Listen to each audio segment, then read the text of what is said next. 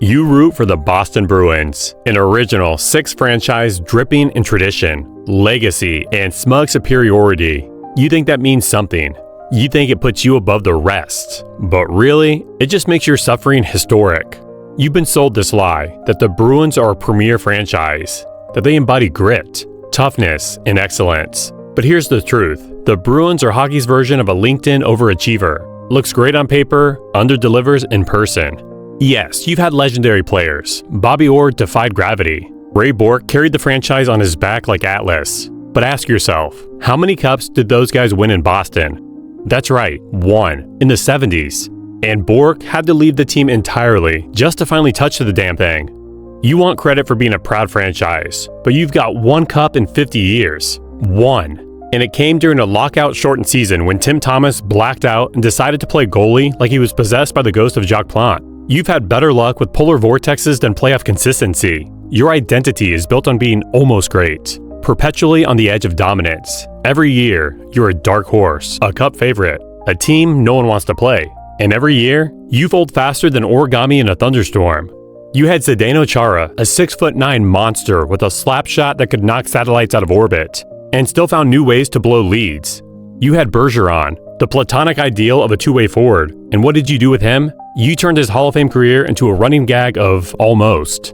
The Bruins are the kings of regular season delusion. You feast on bottom feeders, pile up points, and strut into the playoffs like gods, only to get undressed by a hot goalie, an 8 seed, or your own inability to handle adversity without combusting. But the worst part? You still act like you're above the suffering. Like Leaf fans are delusional, Habs fans are outdated, and Flyers fans are real. But at least those fan bases know they're doomed. You carry this smugness like history owes you something it doesn't. You don't wear black and gold, you wear denial. Because being a Bruins fan isn't about greatness, it's about almost greatness. It's about living in a permanent state of, this could be the year, until it's not, again. If there were a gold medal for playoff disasters, the Bruins wouldn't just compete, they'd host a damn event. You want to know what it's like being a Bruins fan? Picture walking into every postseason like you've just aced a test, only to find out the last question was worth 95% of your grade, and you spelled your name wrong. Let's start with 2010. Up 3-0 in a series against the Flyers, then up 3-0 in Game 7. What happens next? A collapse so catastrophic it should be studied by earthquake scientists. You didn't just lose, you vaporized. The Flyers won 4 straight, and the Bruins cemented themselves as the first team since 1975 to achieve that level of disgrace. Bravo. Then came 2013. The Toronto Maple Leafs, the choking specialist of the NHL, had you dead to rights in Game 7. You mount a miracle comeback. Fans pour into the streets. The city's vibrating with cup final energy. And then, you actually make it to the final. You're leading in Game 6, 1 minute left. 17 seconds later, the Blackhawks score twice, in your own building, and you watch them hoist a cup while your entire soul dies in HD. And just when you thought you'd suffered enough, 2019, Stanley Cup Final Game 7, home ice. St. Louis rolls in, led by a goalie who looked like he was going to be bagging groceries a month earlier. And they skate circles around your entire $80 million roster. The Bruins lose in front of their own fans. Chara plays with a broken face. Boston cries. And you know what you get for all of it? Nothing. But wait, 2023 says hold my beer. You break NHL records, most wins, most points. You're a juggernaut, a historic season. And then, the Florida Panthers, an 8-seed wildcard team that barely made it into the playoffs, take you to Game 7 and humiliate you in overtime, at home, again. Linus Ullmark goes from Vezina favorite to Vegas magician, vanishing when you need him most. Pastrnak forgets how to shoot. Montgomery forgets how to coach. Your 65-win team exits in round 1, the NHL equivalent of losing a foot race to a traffic cone. You don't just collapse, you make it art. You turn loaded rosters into funeral processions. You convert generational talent into second-round exits. You invent new ways to suffer. Not quietly, not gracefully, but explosively, like a fireworks show of failure. Other teams lose, the Bruins implode. And every time it happens, you think, well, this was the worst one. But deep down, you know there's always another. Another Game 7, another blown lead, another spring where history repeats itself. And you're dumb enough to watch. Tuukka Rask should have gone down as a Bruins legend. Stanley Cup winner as a backup. Vezina Trophy recipient. multiple-time All-Star, statistically one of the best goaltenders of his generation. The man had save percentages that would make Dominik Hasek nod in approval. He backstopped deep playoff runs, robbed breakaways, and played behind defenses that couldn't clear a puck if it came with GPS and a flashlight. But was that enough for Bruins fans? Absolutely not, because apparently, being elite isn't enough when you're not also a cartoon character with a mullet and a grudge. Boston didn't want calm, Boston wanted chaos. And Tuukka? He was too chill for this city's blood pressure. One bad game and the city turned on him like he dropkicked Bobby Orr into the Charles River. Let's talk about 2013. Rask stands on his head all postseason, puts the team on his back, and then bam, 17 seconds, 2 goals. You lose the cup, and suddenly it's his fault, not the defense's. Not the fact that the Bruins forgot how to defend a lead in crunch time. Nope, Tuukka choked. That became the gospel. Then 2019, Game 7, Cup Final. Rask has carried your sorry scoring-deprived carcass all playoffs long. His stats are ridiculous, MVP-level stuff. And then you get stomped by a team of destiny led by Jordan freaking Binnington.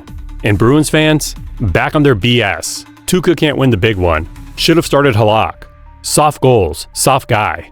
Soft? The man played with more pressure on his shoulders than a submarine hull. He took more heat than any goalie in the league who didn't walk into a murder trial. But you didn't love him. You tolerated him until he gave you a reason not to. Then came the bubble in 2020. He leaves mid-playoffs to be with his family during a medical emergency. Any normal fan base might show compassion, but not you. Bruins Twitter turned into a Roman Coliseum. Quitter, disgrace, good riddance. This is a guy who gave you a decade of consistency, who stayed loyal when he could have walked, who chose Boston again and again, and you treated him like a rental car with a flat tire. And don't pretend it was just a loud minority. The chants were real. The boos were loud. The disrespect was public. If Boston had an official goalie type, it wouldn't be Tuukka Rask. It'd be a guy with a 3.0 goals against average, 0 rebound control, and a temper problem. You want Dan Cloutier with an axe to grind. Tuukka wasn't emotional enough, wasn't fiery enough, didn't throw enough tantrums or sticks, didn't look like he cared, even though he spent every postgame answering for the team's failures with a quiet, clinical honesty. You don't deserve Tuukka Rask. You never did. And now, he's gone. Retired. No farewell tour, no statue, no flowers from the fan base that ran him into the ground. All you've got left are your regrets. And Jeremy Swayman's TikToks. Good luck with that. Bergeron, Marchand, Pastrnak. On paper, the holy trinity of puck possession. Two-way excellence, and offensive fireworks. Bruins fans dubbed them the perfection line. TSN drooled. NHL Network lost its mind. Opposing coaches built entire game plans just to survive them. But you know what the perfection line actually perfected?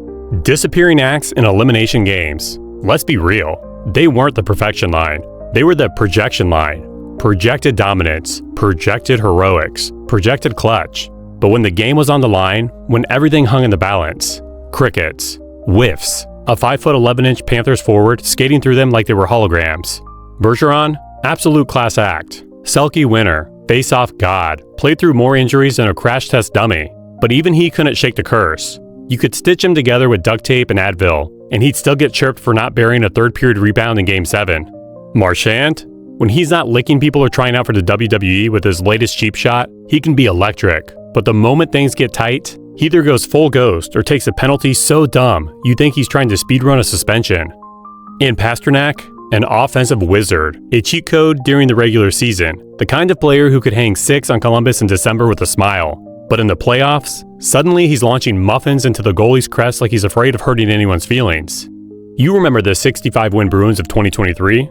Of course you do. Pastrnak had 61 goals. 61! You know what he had when the team got bounced by Florida? A -6 rating, a lost puck in overtime, and your entire fanbase tweeting like it was a national tragedy. They're phenomenal players, legends in Boston lore, but when it comes to defining moments, that line didn't step up. They stepped aside. While other teams got clutch goals from nobodies with names like Knobloch and Goodbranson, your top guys were playing hot potato on the power play like they were allergic to the net. And yet, Bruins fans kept the nickname Perfection Line because branding is easier than honesty. But deep down, you know the truth. They were never perfect. They were just perfectly timed to break your heart. This is the part where you swear you're done. You scream into your beer. You rage post on our hockey. You delete the team app from your phone like it's a toxic ex. You say the words every Bruins fan has muttered at least once. I'm not doing this again. And then, training camp rolls around, and there you are, watching preseason line combos like they mean something, reposting videos of a fourth liner scoring in a scrimmage like it's a prophecy, whispering, "This might be the year," even as your soul screams, "No, it won't, idiot," because that's the trap. The Bruins don't earn your loyalty, they weaponize it. You don't cheer for them because they bring you joy, you cheer because they've imprinted on your DNA like a virus with a playoff beard.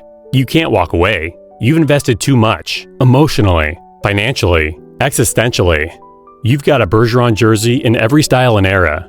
You've paid $400 to sit behind the pillar at TD Garden and watch the team blow a 2-goal lead in the third. You've screamed at your TV while holding a Stanley Cup pint glass filled with tears and Sam Adams.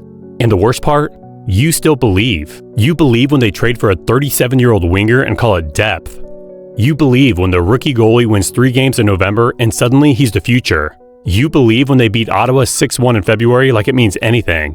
Hope is your addiction, and the Bruins are your dealer, giving you just enough to keep you coming back before ripping it away when it matters most. The team doesn't break your heart, it reshapes it into a jagged black and gold mess that somehow keeps beating, no matter how many Game 7s it bleeds through. Because being a Bruins fan isn't about joy, it's about expectation, followed by frustration, chased with another season of what ifs and maybe next year's. And yet you'll be there, in the garden, on the couch, in the group chat, cheering, hoping, suffering. Not because you're stupid, but because you're loyal. And loyalty in Boston is a life sentence.